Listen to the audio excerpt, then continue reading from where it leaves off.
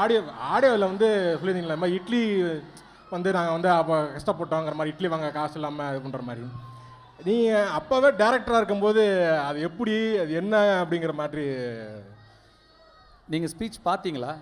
இல்லை அந்த பிட்டை மட்டும் பார்த்தேன்னா அதை மட்டும் கட் பண்ணி போட்டு இல்லை நான் அதாவது நான் பிறந்தது 83ல், அப்பா டைரக்டர் ஆனது வந்து 91ல் தான். ஸோ அந்த ஒரு 8 வருஷம் வந்து கொஞ்சம் வறுமை தான். 91ல் இயக்குனர் ஆனதுக்கப்புறமும் கூட ஒரு 95 வரைக்கும் 4 பிள்ளைங்க எல்லாரையும் படிக்க வைக்கணும், பார்த்துக்கணும், கேத்துக்கணும். அப்பாவுக்கு ரொம்ப ஒரு சிரமமான ஒரு விஷயமாக தான் இருந்தது. 91ல் இயக்குனர் ஆனப்புறம் கூட ஒரு 94 95லேருந்து ஓகே ஒரு நல்ல ஒரு லைஃப் ஸ்டைல் எங்களுக்கு அமைஞ்சிருச்சு.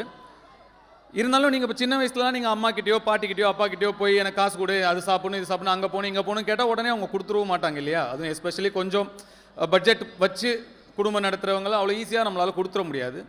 நாங்கள் 4 பேருமே கூட வீட்டில் வந்து வீட்டோட சுச்சுவேஷனை புரிஞ்சுக்கிட்ட குழந்தைங்க தான். அதனால் எவ்வளோ தூரம் அவங்கக்கிட்ட அவங்களுக்கு பாரமாக இருக்கக்கூடாதுன்ற மாதிரி யோசிப்போம். அதனால் வீட்டில் காசு கேட்டால் கிடைக்காது, கேட்கவும் மாட்டோம். அதனால் வயலில் வேலை செஞ்சு பூவெல்லாம் எடுத்து அந்த கூலி எடுத்துகிட்டு போய் இட்லி வாங்கி சாப்பிடுவோம். அதை இப்படியும் புரிஞ்சுக்கலாம், இப்படியும் புரிஞ்சுக்கலாம்.